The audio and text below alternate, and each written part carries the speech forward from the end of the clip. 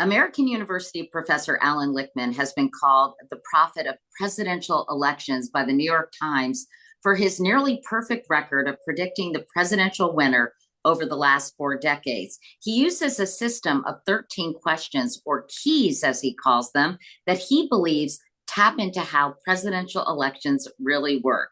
Now, this year, spoiler alert, because it's already been reported, he did not break the news with me. He expects Vice President Kamala Harris to win in November, and he's here now to talk about his thinking behind that pick, some of the blowback he's gotten, and his process as a whole. Hi, so nice to see you. How are you? I'm doing well. So good to be with you. Ready to answer all of your questions. Well, that's wonderful news and somewhat unusual sometimes. So thank you for that. Listen, your approach, Allan, is so unique and I would say slightly old fashioned given our data obsessed world.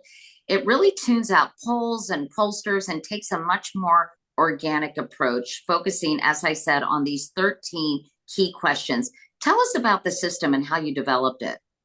Yeah, I don't pay attention to pundits. They're my buddies. I love them, but they have no scientific basis for their opinions. I don't follow the polls because polls are snapshots. They're abused as predictors. Rather, I look at the fundamental forces that explain the results of presidential elections. And the big message of the keys that does make it unique is that it's governing, not campaigning, that counts. And the keys gauge the strength and performance of the White House party. I'd love to tell you I came across this by ruining my eyes in the archives, by deep contemplation. But if I were to tell you that, to quote the late, not so great Richard Nixon, that would be wrong.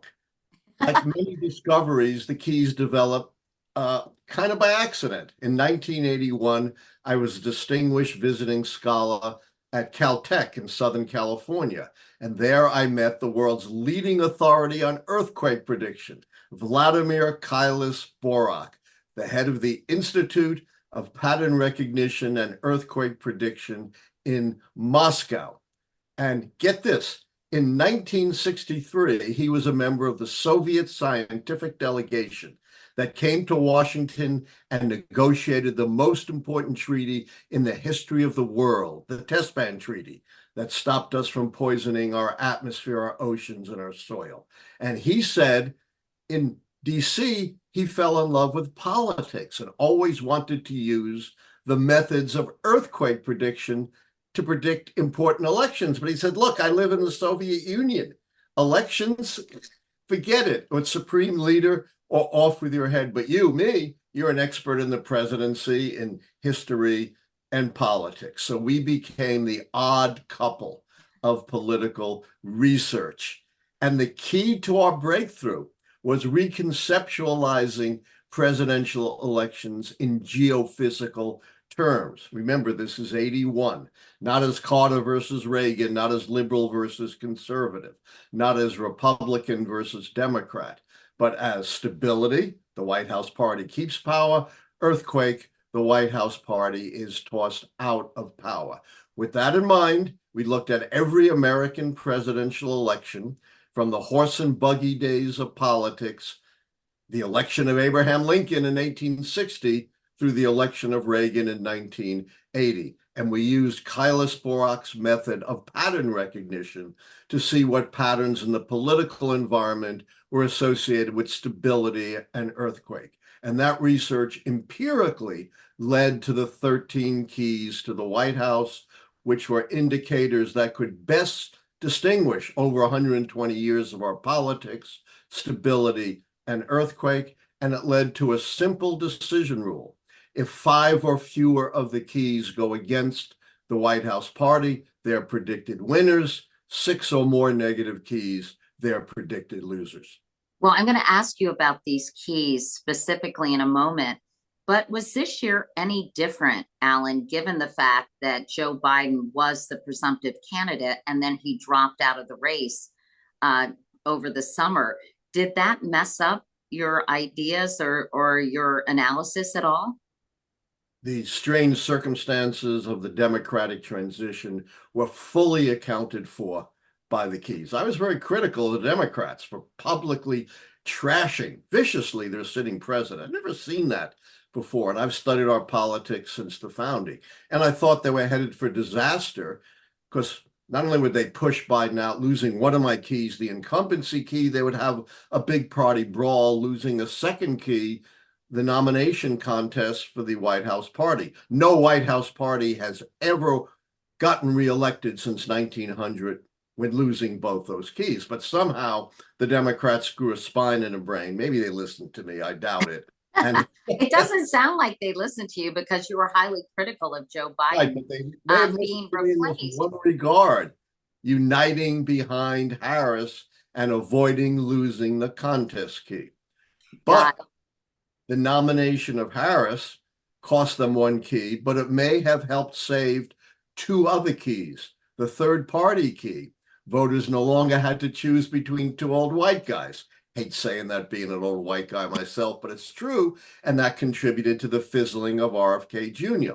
The social unrest key. The protests were directed against Biden. He's now in the background. So Harris is in the foreground. So the keys fully accounted for these unique circumstances within the Democratic Party. What about the charisma key? Because Joe Biden's was his performance on the stump and in speeches and obviously in the debate was waning, I would say.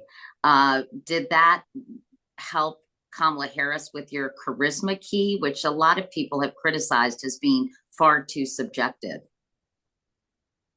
You know, the folks who are criticizing the charisma key for being subjective probably haven't read my book. I have tightly defined the charisma key, and I've answered it since 1860. It's not subjective. And I was at first criticized by the professional forecasters for subjectivity, but they completely came around and understood how tightly defined these keys were. I twice keynoted the International Forecasting Summit, a special edition of the leading scientific journal on applied forecasting, was devoted to the keys to the White House, explaining how judgmental indicators were particularly well suited to predicting elections. Can, can, Let can me you talk about the charisma key. To turn the charisma key, you have to be one of those once in a generation, across the board, inspirational, transformational candidates. The iconic examples, and there are very few of them, of candidates who've met the high threshold for the charisma keys are Franklin Roosevelt on the Democratic side and Ronald Reagan on the Republican side.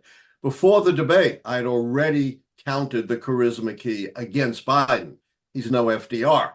And the advent of Harris didn't change that. I still dock the Democrats on the charisma key. She's only been around as a candidate a couple of months. She hasn't reached the stature of an FDR. I've been blasted, though, for not giving Trump the challenger charisma key. But when you look at the definition, he clearly doesn't fulfill it. He's not an across-the-board transformational candidate. He appeals to a narrow base, and that's precluded by my definition. In 4 years as president, his approval rating averaged 41%. The narrow base. He was right at the bottom historically of presidents. In 2 elections, he lost the vote of the people by 10 million votes. FDR and Reagan won 6 elections by a landslide. So it's not what you think of Trump. That doesn't matter. He doesn't fit the key. Let's talk about the other keys. You mentioned the incumbency key. Can you just rattle them off fairly quickly, Allan, and just give us a quick thumbnail description of each key? Do you want me also to tell you how I turn each key or just describe them? Oh, good. Go ahead. Tell us how you turn it. Yeah. So my first key is mandate based on U.S. House elections. The Democrats lost that one because they lost U.S. House seats in 2022. So they're down 1. Remember, it takes 6 to count them out. Internal party contest, they avoided that. They win that one. Incumbency key, obviously, with Biden not running, they lose that. Having a vice president run does not salvage that key. So that's 2 down. Third party, they win that with the fizzling and withdrawing of RFK Jr. And short-term economy. This has been wildly misinterpreted. This is a very simple and clear key. It has nothing to do with, people's perception of inflation, or on the other hand, their perception of employment. It says there is no recession in the election year. There is no recession. A recession cannot grip the economy in 1 month. Democrats hold that. Similarly, the long-term economy key is very specific. It's very quantitative. Real per capita growth during the term at least equals the average of the previous 2 terms. Growth under Biden has been double. That one is clearly for the Democrats. So of the first 6 keys, they've lost 2. We then get to policy change. Clearly, major changes in policy between Biden and the Trump administration. We see that in every debate. Democrats win that one. I already talked about social unrest and the fizzling of the protest. Democrats win that one. My favorite key, the juiciest key, is the scandal key. For 4 years, Republicans have tried to pin a scandal on Biden and come up empty. Their so-called smoking gun witness, Mr. Smirnov, was arrested by the FBI for lying about Biden and spreading Russian propaganda. And again, when you read the book, you'll see the key very specifically applies only to the president. It has to be corruption implicating the president, not his son, Hunter, not Jimmy Carter's reprobate brother, Billy. So Democrats win that one. Then there are the 2 most difficult keys to call. Keys 10 and 11, the foreign/military failure and success keys, I found the most difficult to call. We have 2 wars raging. The vicissitudes of war are unpredictable, but I split them, which I think is accurate. I docked the administration for what's going on in the Middle East. The Middle East is a humanitarian catastrophe with no end in sight. That's 3 keys down. I gave the administration the foreign policy success key because it was Biden and Biden alone who put together the coalition of the West that stopped Putin from conquering Ukraine and threatening our NATO allies and undermining America's national security. Allan, So, I wanted to ask you real quickly before you add up the keys. What about the flawed withdrawal from Afghanistan? The Republicans have really focused on that as a major foreign policy blunder for the Biden administration. Was that considered when you were evaluating military failures versus success? of course, I already docked them for military failure. You can't dock them twice. So I No, did. but was that part of the equation? I'm sorry, what? Was that part of the equation for docking them? I docked them on the Middle East. That was enough. You got 2 very dueling reports on Afghanistan coming out of the Congress. It's very much of a partisan issue. I don't like deciding on a partisan issue, and they didn't have to, because clearly what's going on in the Middle East can be analyzed on a strictly nonpartisan basis. So add up the keys so far.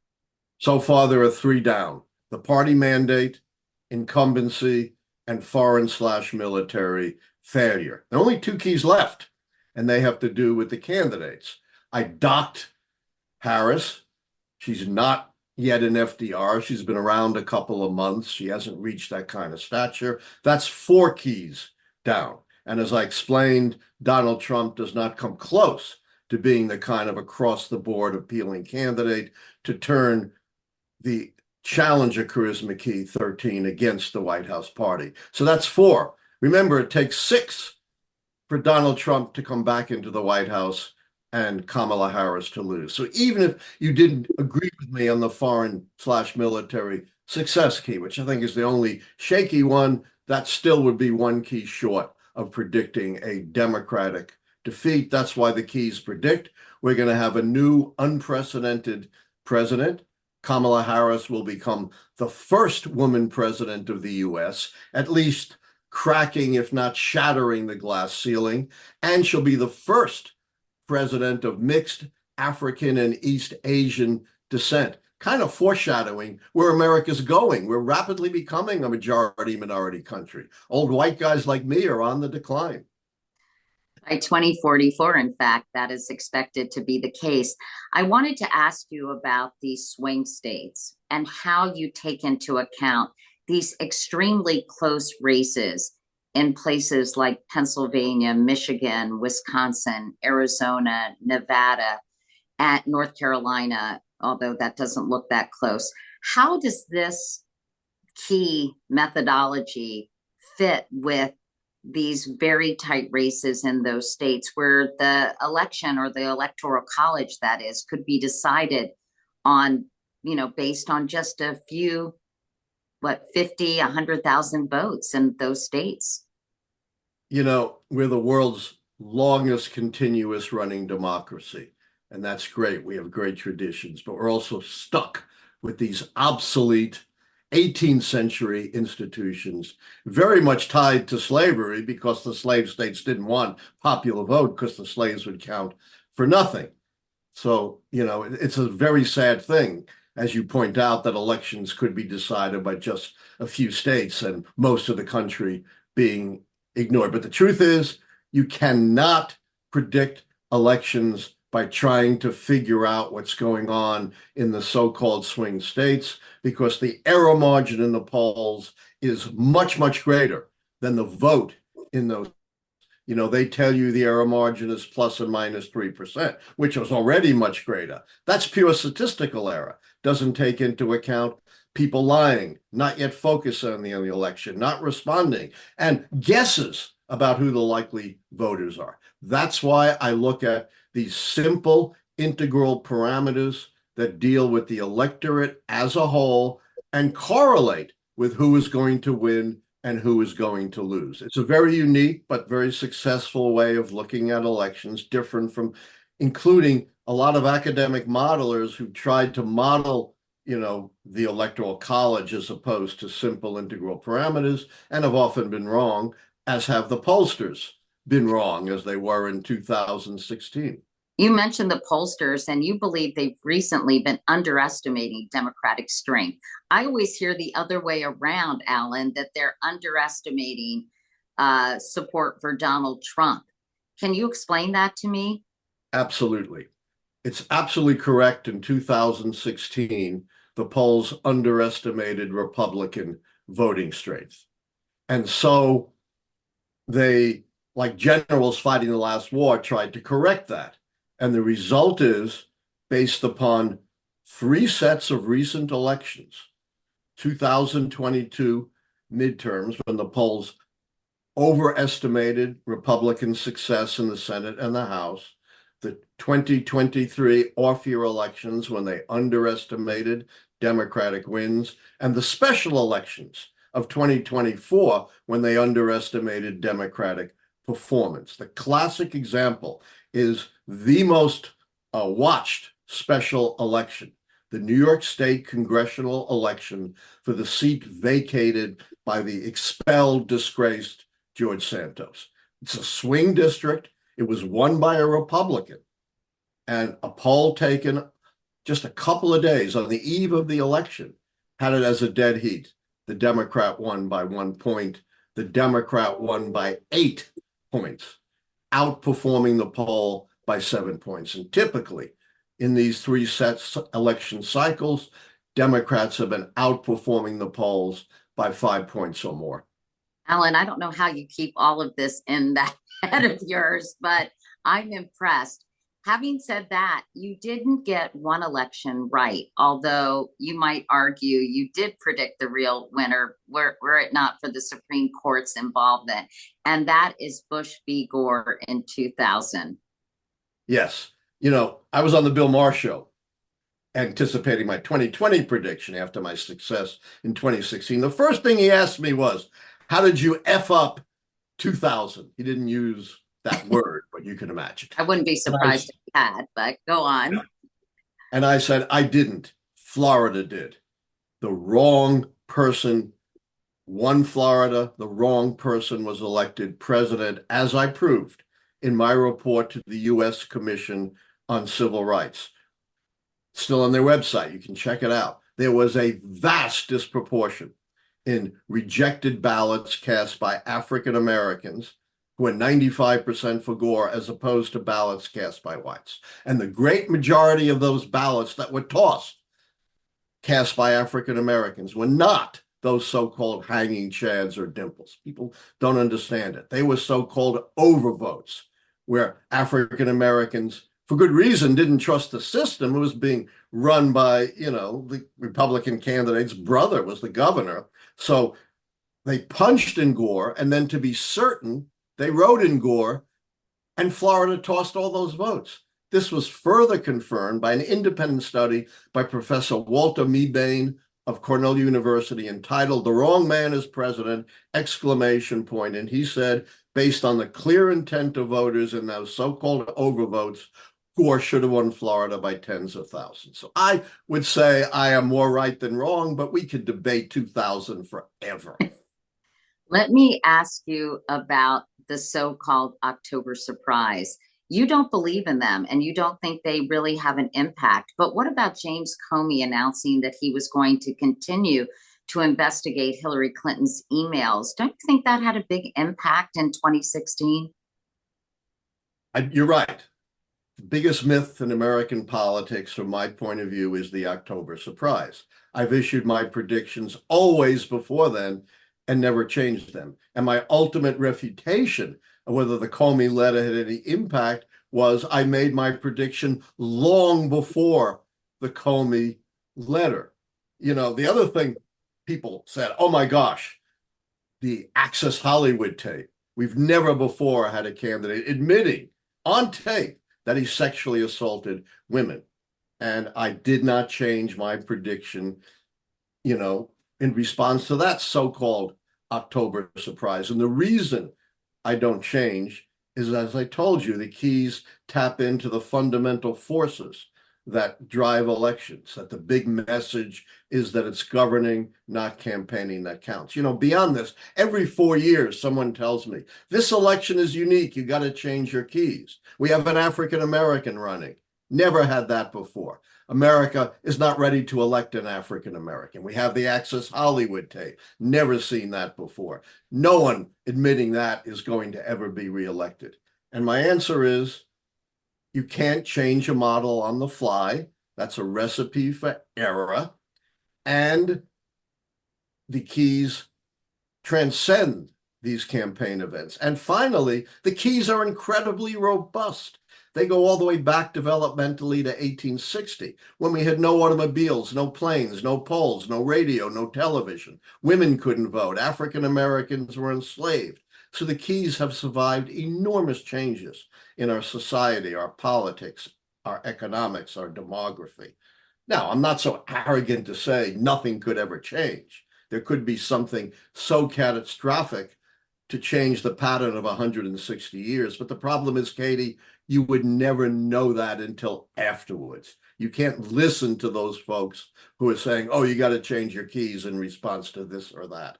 Well, some people have asked me to ask you via social media, has your prediction changed in light of recent events, 2 assassination attempts, the vice presidential debate performance, port strikes, and Iran attacks on Israel? And I guess you would answer the same way you just answered the previous questions, that the keys transcend these events? Absolutely. You cannot, make ad hoc, post hoc adjustments based on what people tell you is going to be significant. And, in terms of debates, there is not a shred of evidence that debates predict elections. I understand the Biden-Trump debate changed the Democratic ticket, but the keys fully took that into account. Hillary Clinton won all the debates and still lost. John Kerry won the debates against that very bad debater, George W. Bush, and still lost.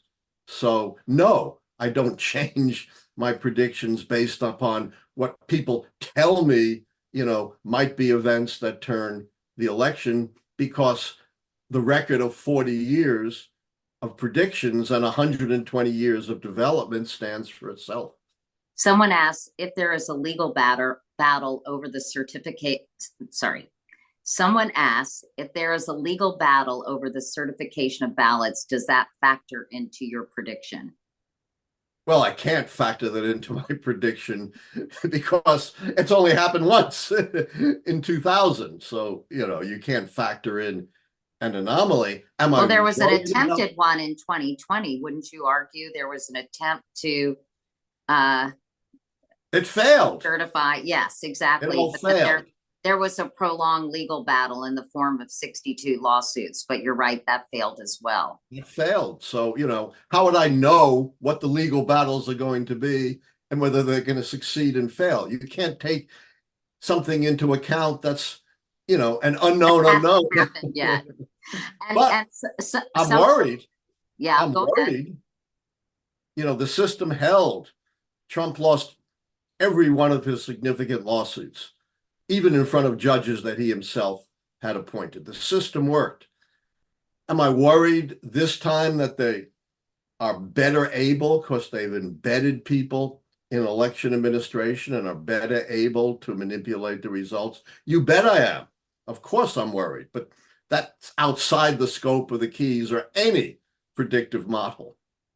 Someone wants to know what is the big feud with you and Nate Silver. We understand that you have kissed and made up recently. Tell us about that and where you all were not seeing eye to eye. Well, it goes all the way back to 2011. I made my call for uh, Barack Obama's reelection early on in 2010. Sometimes the keys fall in place early.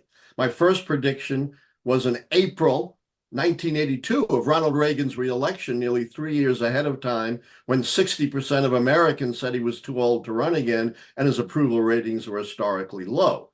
But in 2010, as in 1982, I could foresee the reelection of the incumbent. Out of the blue, unprovoked, Nate Silver writes this lengthy critique saying, you can't make such a prediction so early. Of course, being a professor, I wrote a lengthy response saying, yes, I can. I can, because my system taps into the fundamental forces that drive elections. You can't because you use polls, and polls are useless until you get very close to the election, and even then are not necessarily right.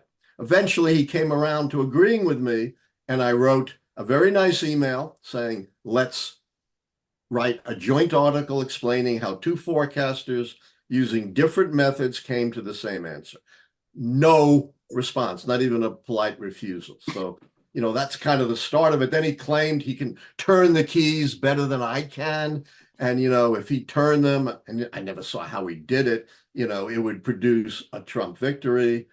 Anyone can do what they want with the keys. And I always say, if you want to have some different way of turning the keys than I have in 160 years, go right ahead. Develop your own prediction system. But if you're going to use my system, you got to stick with how the keys been defined and how they answer it. And I explained, he's not an historian. He's not a political scientist. He hasn't combed through 160 years of politics to get a different take on the keys. And so that, again, I thought, to quote John Rambo, he was drawing first blood again. And I responded. But eventually I decided this was pointless. We do such different things. There's no point in us sniping at one another. And I produced a very nice video explaining why we should bury the hatchet, do our own things, let the chips fall where they may, and no reason to, criticize one another. That was very, very big of you, Alan. I'm glad you did that. And Thank you. did Nate respond positively to that overture? I haven't seen any response. Oh, okay. Well, hopefully. Maybe he has, but I haven't seen it. Okay. I So don't monitor everything he does. before we go, I just want to ask you about the backlash you've gotten through to your prediction this year. What has the response been? And I think it's been gosh, stronger than in previous years. Can you talk about that?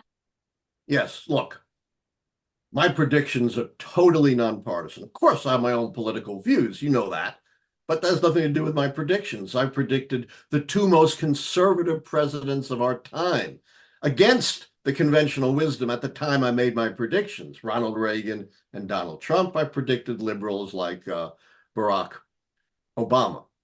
But nonetheless, every 4 years, I make half the country mad at me. Is But this year any different? absolutely, I have never seen the outpouring of hate that I have seen this year. I get the most scurrilous, the most vulgar, even sometimes violent criticisms of the keys by people who have no qualifications, don't understand the keys, don't know how to turn them, but think they know better than I do. And these things are so absurd and so ridiculous. A lot of them say, they're criticizing my appearance and my hair, saying, you can't make a good prediction because you're wearing a wig. Well, I'm not. This is actually my real hair. Eat your heart out. So this is how ridiculous and how hateful and how absurd the criticism has been this year. And, it's two things. One, MAGA people who loved my prediction of Trump in 2016, but hate my prediction of Harris. And then a bunch of unethical wannabes who have no credentials, no following, who are trying to make a name for themselves on my back. Well, gosh, that's sort of scary. And I think it's indicative of how the discourse has really gone into the gutter. And that's why I think the vice presidential debate was somewhat refreshing, because they both acknowledged agreement in certain areas and seemed to, for the most part, treat each other with respect.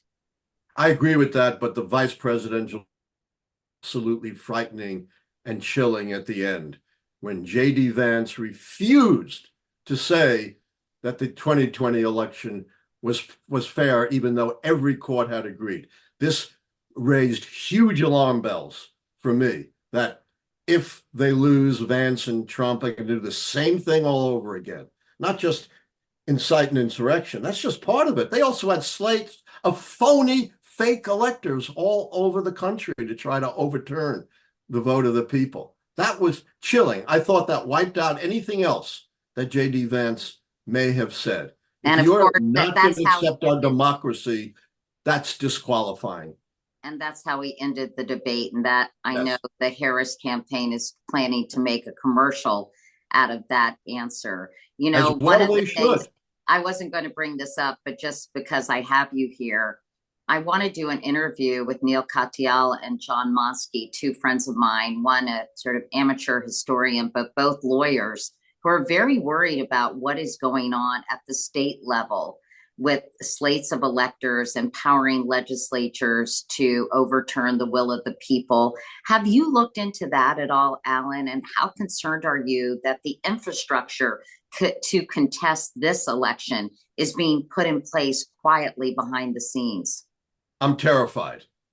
We saw what happened with the Board of Elections in some of the red states, giving these election deniers that they put in place in local administration discretion to look behind the vote, when in fact all they should be doing is a ministerial duty to ratify the vote of the people. This is more chilling than last time because, as you said, they prepared for it now in advance by putting these election deniers in place in statewide boards of elections and in local election administration. That terrifies me. Do you On think the enough other hand, attention is being paid to that? pardon me? Do you think they're paying an do you think enough attention is being paid to that? Not even close. Not even close. I don't think nearly enough attention is being paid to the way in which Vance and Trump are preparing to contest the results uh, illicitly if they lose. Sure, they can go to court. That's fine. And they tried that last time and lost every significant case. No problem with that. But to try to manipulate the results at the point of the election is really chilling and really frightening. And that was something Trump tried to do, but he didn't have the infrastructure in place. Remember the infamous phone call to Brad Secretary Raffensperger. Raffensperger, right? In the state of Georgia, saying, just find me whatever it is, around 12,000 votes so I can win. So in effect, he was pressuring election officials to change the vote of the people.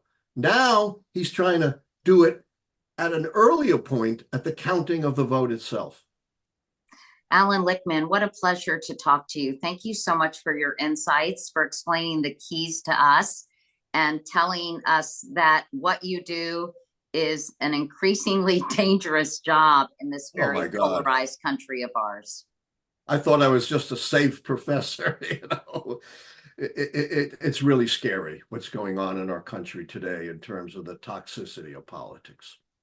Well, on that note, thank you again. Take care.